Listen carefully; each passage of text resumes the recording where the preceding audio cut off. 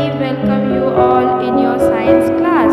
Children, today I am here with the next topic of lesson number 3, that is jute fiber, and also about the history of clothing material. Dear children, in the first part of the video, we have learned about what is fiber, what is fabric, types of fibers, in which you have learned that mainly fibers are divided into two categories, natural and artificial. Natural fibers are obtained from plant and animals. Some examples of plant fibers are cotton, which is also known as kapas, jute and flax. Some of the examples of animal fibers are wool, which is obtained from the fleece of animals like sheep, goat, camel. Silk, which is obtained from the cocoon of silkworm. Second type of fiber is artificial fiber. Artificial fibers are also known as synthetic fiber, as they are made up of chemicals by man. Some of the examples are nylon, polyester. In the second part of video, children, you have learned about cotton fibers in detail. Now, in this video, we will learn about jute fibers, its cultivation and uses. You will also learn about the history of clothing. So children, let's study about the jute. Jute is the second most important fiber after cotton in terms of uses and cultivation. As jute has golden shine, it is also called golden fiber. Jute is obtained from the skin of jute plant, which is called ribbon. In India, jute is mainly grown in West Bengal, Bihar and Assam. Jute plant is cultivated during rainy season. Jute plant is cultivated during rainy season. The jute plants are normally harvested when it is at the flowering stage. The stems are tied in bundle and then immersed in water for few days. Within these days, the stem gets rot and fibers become loose. Then, fibers are separated by hand. The process of extraction of fibers from the stem is called retting. After retting, fibers are again washed with water to remove the flesh of the stem.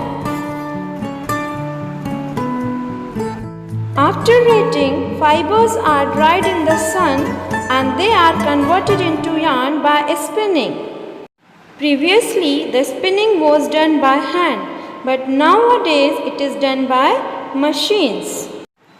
After getting fibers from the jute, the fibers are then sent to the factories where they are converted into long, smooth, shiny yarn with the help of spinning machines.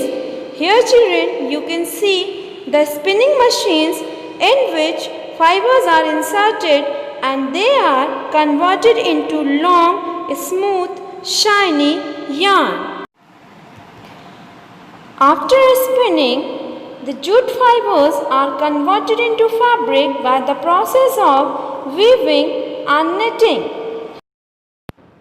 Weaving is the process of interlacing two sets of yarn to get fabric. Weaving is done by the machine known as loom.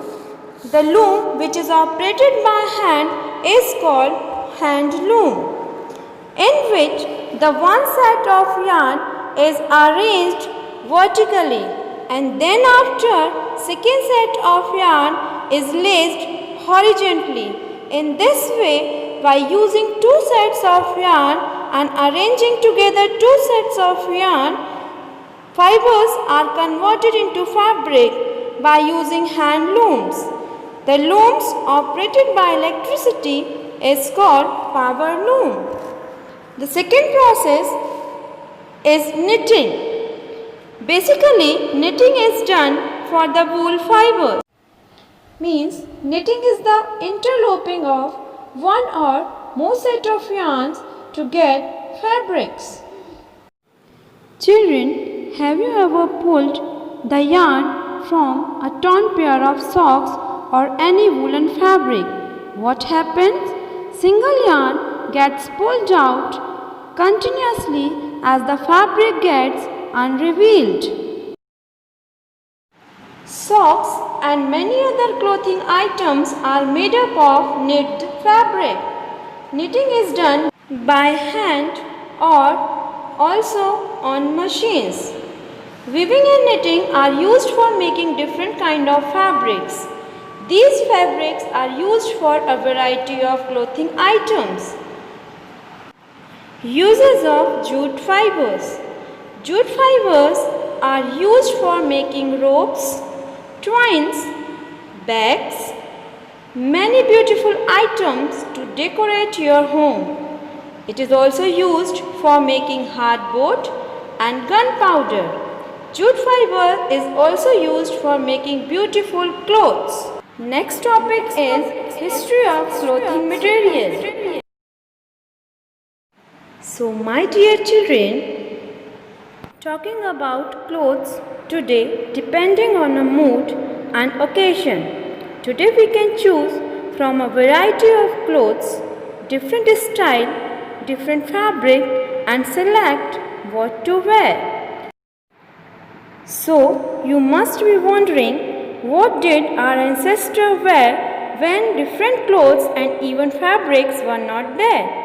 Well, they used bark of trees, large leaves, even grasses to cover their body when climate is hot. During winter, they covered themselves to keep them warm with animal skin and fur. Slowly, early Indians learned to grow crops. The early Indians wore fabrics made out of cotton that grew in the region near the river Ganga. Flax is also a plant that gives natural fiber in ancient Egypt. Cotton as well as flax were cultivated near the river Nile and were used for making fabrics. After people begin to settle in agricultural communities, they learn to weave twigs and grasses into mats and baskets. Whence animal fleece or hair were twisted together into long strands. These were woven into fabrics. So children, what type of clothes were made by early men in the ancient time? Was it pants, frocks, trousers, jeans? No. In those days, stitching was not known. People simply wrapped the fabrics around different parts of their body. Many different ways of wrapping fabrics were used. After that, the needle made by bone was invented. It was the great invention.